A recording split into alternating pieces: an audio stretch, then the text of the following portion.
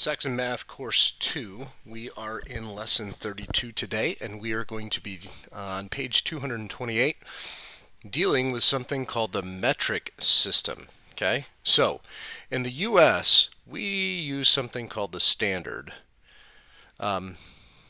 system, and that means inches, feet, yards, miles, and so on. And the metric system is basically the rest of the world. Why? I don't know. Why does US have standard? Don't know. 1980s, they decided they were going to try to switch over to the metric system. The problem is the cost of that was going to be way too much. Think of this curriculum, textbooks, you think of all of industry and everything that would have to change there. It was a big deal, so that was shot down, and Congress said no. So we're using the metric system today in our math because the rest of the world does. So we need to look at some of these things. All right. So what I want to do before we get in this metric system is something like centimeters, meters, kilometers, and so on, to give you kind of a little bit of a kind of reference point to what the U.S. standard system. It's not exactly 1 centimeter is not 1 inch, and 1 meter is not 1 yard, and 1 kilometer is not 1 mile. So we're going to look at some of the examples of how we can change things. But first of all, 228. There's a little box, and we're going to start with 1 centimeter. Okay, what does 1 centimeter equal? Well, it equals 10 millimeters. Okay, so if you had this little rule and you had 1 centimeter, okay, that means millimeters, right? You would have 10. 1, 2, 3, 4, 5, 6, 7, 8, 9, 10 millimeters. All right, so 1 centimeter would be the big one. So I'm going to put this as 1, and then they're going to be 10 millimeters. All right, so in a little ruler, you're going to see that derivation. Okay, and then for example, okay, there are 100 centimeters in 1 meter, and 1,000 or 1,000 meters in 1 kilometer. Okay, these are all units that are the same, and you'll notice that they're in a base of 10. In other words, everything is in multiples of 10. So 1 to 10, 100 to 1, 1,000 to 1. 100 is equal to 10 squared. 1,000, right, is equal to 10 cubed. So it's all a base of 10, which makes it really easy to kind of convert. All right, there are some that are really important. For instance, to convert from standard to US, 1 kilometer is equal to 1.6 miles. All right, 1.6 miles, just over 1.5 miles, 1 kilometer. So when you run a 5K, right, a little marathon kind of thing, little run or whatever, you have to multiply that by 1.6 miles, okay, in order to figure out how many miles you actually run. All right, so what about inches? All right, so well, let's do meters. So there's 1 meter is equal to 1.1 yards, and then and these are kind of similar equations, right, or similar measurements, I should say. What about an inch? Let's do 2.5 centimeters is equal to 1 inch. Okay, so you'll see that in the middle of page 229, and it's not in a bold box or anything like that. It's just kind of written there. And you'll notice that some of these say roughly equal to, okay? Because there's decimals that go on and on and on. So you just have to pay attention to what they're asking. All right, enough of that. Let's go to the actual problems. Okay, so example 1A says you have 5 kilometers. And how many meters is that? Okay. Well, how do you figure this out? As far as meters are concerned, we know that there are 1,000 meters in 1 kilometer.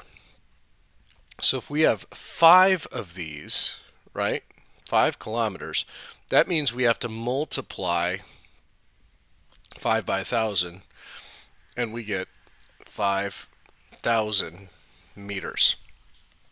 All right, pretty simple. What about B? B on that problem says this: 300 centimeters to meters. How do you do that? Well, we know that there are 100 centimeters in 1 meter.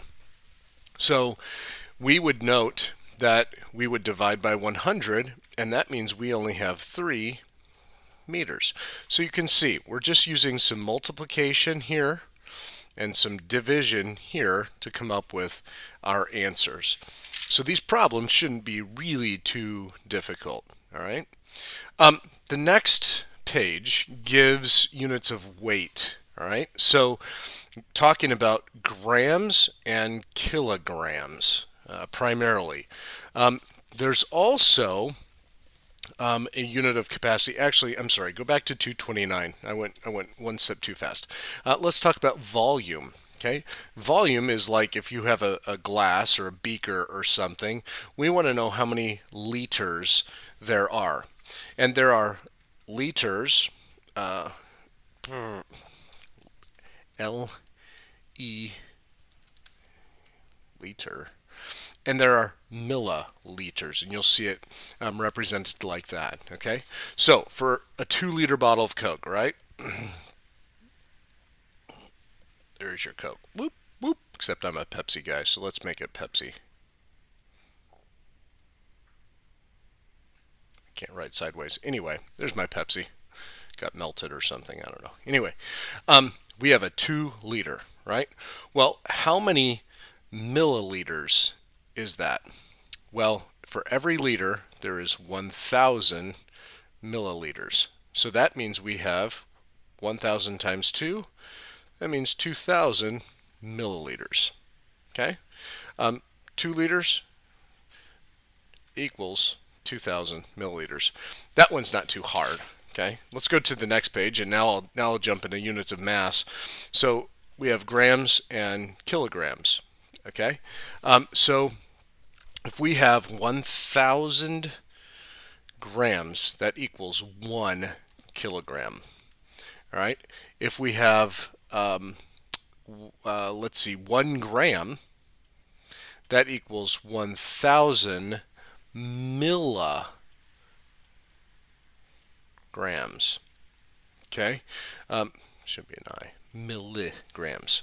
All right, so there's just a few conversions that we need to do here as well. So let's look at example 3, where it says how many 250 milligrams tablets in vitamin C is 1 gram. Okay, well, this is pretty easy because we can say that a gram is 1,000 milligrams. So that means to get 1 gram, it would be saying 250 divided into 1,000. We're going to get 4 of them, right? 250 times 4 is 1,000. So think about it this way. If you have a vitamins like on your you take every morning, you have a little tablet, right? And it's a little vitamin C tablet, and it has 250 milligrams. It's only a little tablet, right? So 4 of those equals 1 gram, right? So 1,000 grams is 1 kilogram. I always think of it this way. It's sad to think, but drugs in our society are pretty prevalent. And if I take a little pill like that, I'm talking milligrams, not very much. If I have 4 of those, right, I have 1 gram. If I have 1,000 grams, I have a kilogram. That's a lot. That's a whole jar, right, of this stuff, and if I have 1 kilogram, that is quite a bit. So when you talk about grams, that's maybe what somebody would have on them. Kilograms, that's you're smuggling into the U.S. or wherever as far as drugs are concerned. You're trying to get quite a bit of money. When it comes to milligrams, that's what the individual takes. Okay, kind of an idea. It's a sad truth, but that's what happens. But it happens with medicine, like ibuprofen and Tylenol and other things as well. So anyway, just to give you an example about that. All right, one last thing in temperature, and it's the conversion between Celsius and Kelvin. We deal with Fahrenheit, but Celsius and Kelvin are temperatures that are in the metric system. Okay, so if we have a thermometer, okay, and it tells us that it is 0 degrees Celsius, that would equal our 32 degrees Fahrenheit. Okay, so it's freezing. 20 degrees Celsius is equal to our room temperature of about 68 degrees Fahrenheit. Okay, that's positive. So when we get anything below 0 Celsius, that means it goes below 32 degrees. So it's not as cold at 0 degrees Celsius as it is at 0 degrees Fahrenheit. Okay, now to convert between Kelvin and Celsius, let's say they give us 20 degrees Celsius and they want us to convert to kelvins. It's simple. You just add 273 degrees. Okay, in order to come up with Kelvin, that's all you do. So for this one, it's 293 degrees Kelvin. That would be our answer. Or if we want to subtract it, you can subtract it. If you want to go higher or lower, doesn't matter. So you can convert, and the conversion is this, 273 degrees. You'll read that on page 230, and they'll give you some examples of that on 231. It's a really, really simple skill, and there's not much to know about it other than that factor right there of 273. All right, a lot of information today. There's not nearly as many questions in your text that I went over, so hopefully you have a great time doing your lesson.